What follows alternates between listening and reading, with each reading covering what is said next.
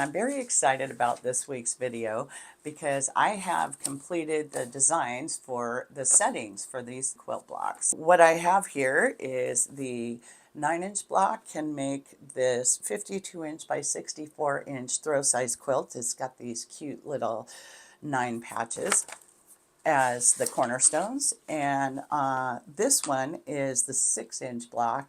You could make this 37-inch by 45-inch baby size quilt or wall hanging, and it has little 2-inch cornerstones, which could be a solid or a print, or you could even fussy cut a smaller scale print to make it a bit of an I spy quilt. That would be fun.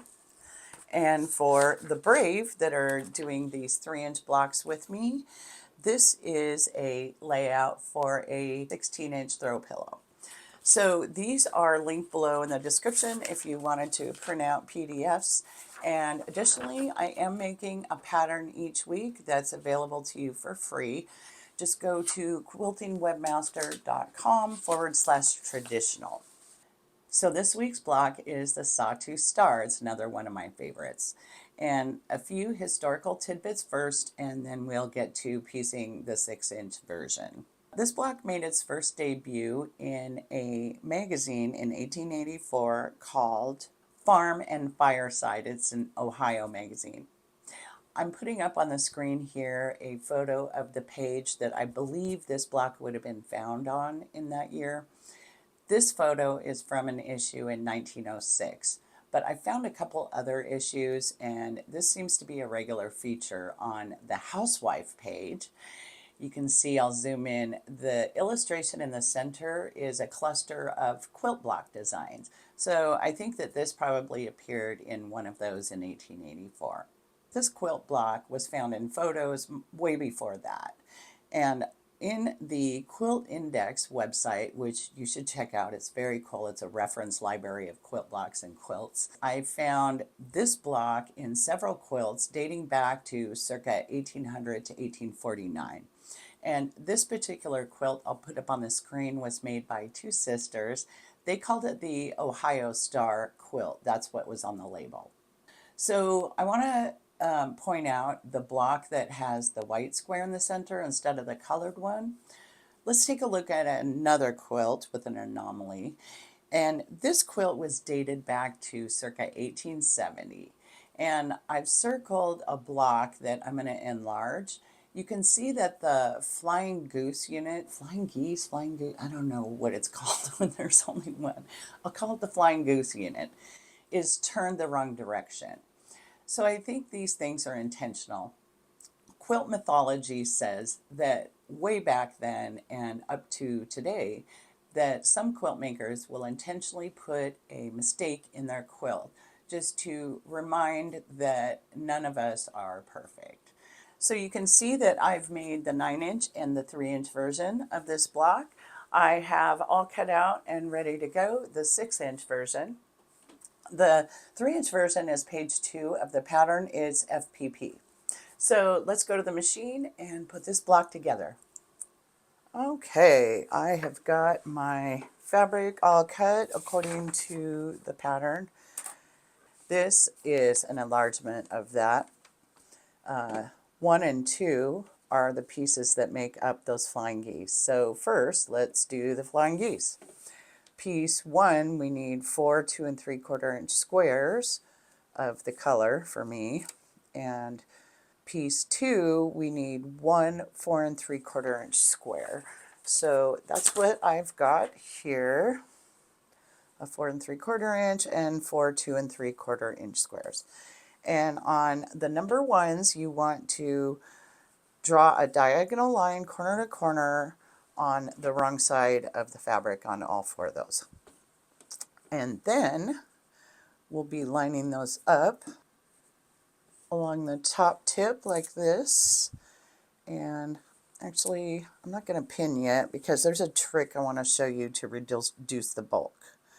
And then we're going to line up the bottom one and make sure that those lines intersect that we drew. And now what I'm going to do is corner to corner, I'm not sure if this would be easier, I'm going to draw a line corner to corner. Well, I'm going to put a ruler and line it up corner to corner across these two pieces. Then I'm going to draw a line across each of them. Then I'm going to cut the tip off at that line I drew. Okay, and that gets rid of this fabric that always ends up in the seams that has no purpose whatsoever. I was so excited when I found this trick, and I wish I would have written down where I saw it so I could give them credit, because this is brilliant. Okay, now that we've got that dealt with, I'm going to go ahead and put a couple pins in each of these.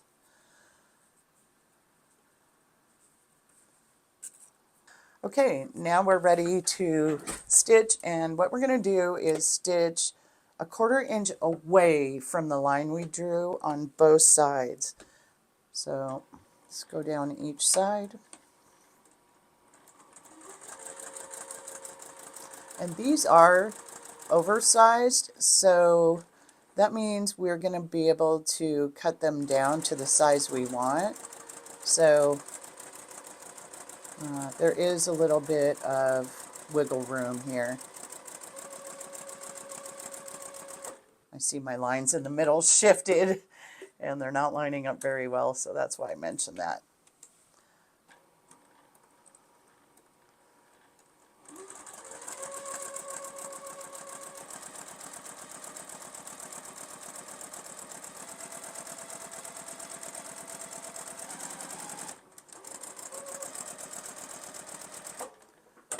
Okay, now I'm going to take a pair of scissors and I'm going to cut on that line. Separate this.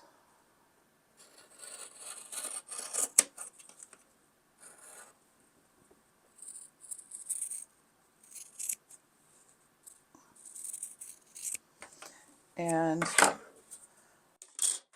the pattern says to press either to the smaller triangles or press open to reduce even more bulk. Okay, so I'm just going to scoot over here during this process and do my pressing, and I'm going to go ahead and just press these toward those small triangles. Now with these units, the remaining triangle we're going to line up on the point and pop a pin. Maybe just going to pin one side. And the same thing, stitch 1/4 inch away from that line.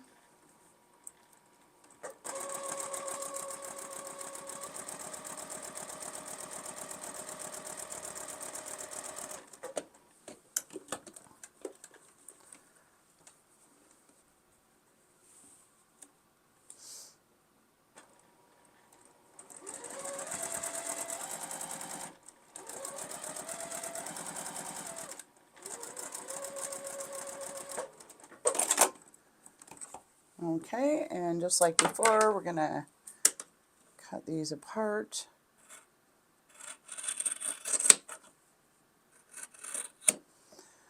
Do the same for the other unit.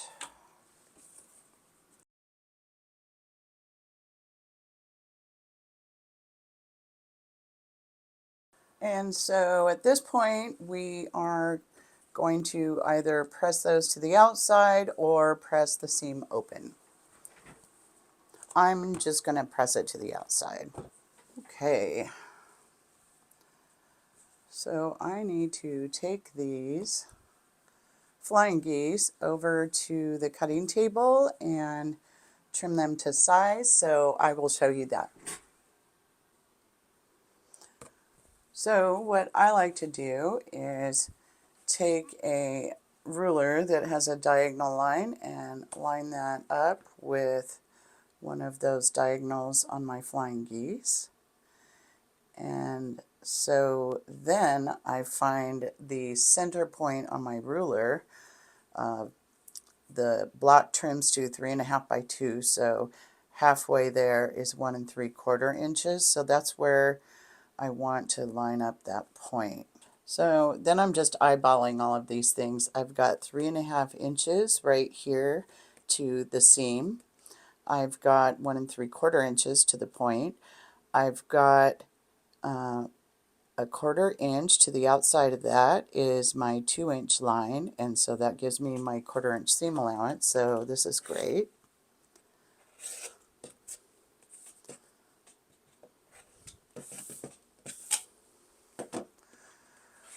Turn it the other way. Line up my 3.5 inch mark and my 2-inch mark on the two edges I just cut, making sure that my 1 3/4 inch line is right there at that point, and I'm good to go. Beautiful. Okay, so again, lining up the diagonal line with the diagonal seam, 1 3/4 inch at the point, 3.5 on the other side.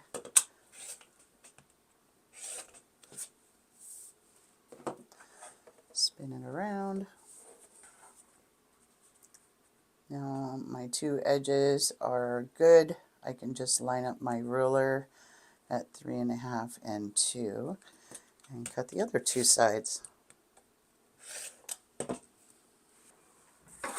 Okay, so from here it's somewhat self-explanatory. I'm going to stitch the center to the left on each of these rows.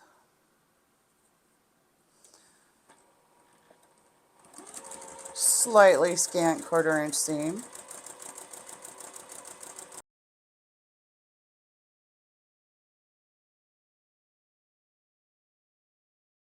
I'm going to finger press these. I'm pressing the top and bottom rows toward the outside, which is where they want to go, path of least resistance. And this middle row, I'm going to just press toward the center. Okay, and now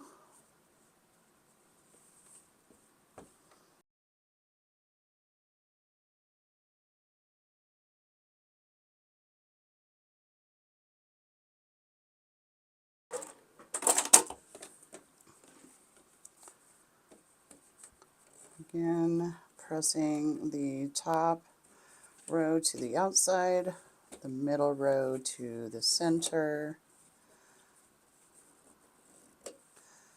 and the bottom row to the outside. Now we can just nest these seams.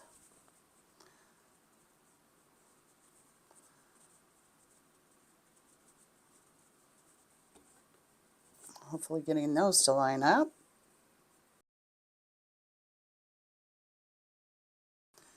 And nesting these seams down here.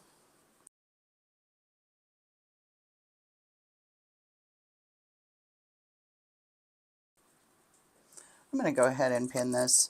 That was, yeah.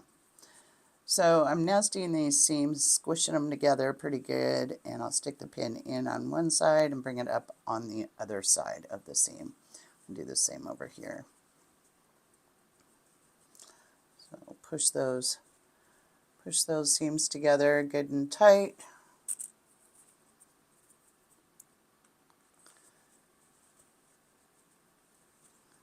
Okay.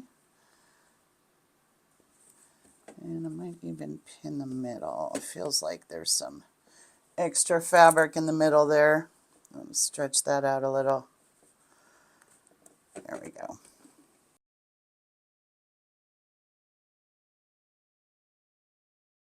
Let's see how that went. Pretty good. All right, so cute. So these seams I will be pressing open. You don't have to. No, I don't think I will. Sometimes I'll go ahead and press open, but then just take my scissors and snip a little bit on either side of the seams that don't want to press open. But I think I'm just going to press these to the outside. They seem to want to go, so let's see how that goes. All right. Such a cute little block. So I'm going to take this to the cutting table and I'll trim it down to size and I'll see you over there.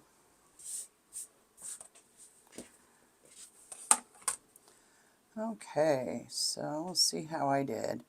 The points actually are lining up nicely, so I'm happy with that. And it looks like there's one edge that isn't great, but I can make up for that in the seam when I join it to the next block. It's this right here. That's okay. I'll see that. That'll be obvious, and I will just fix it then. Looks like I have a nice 1/4 inch to the outside of all my points.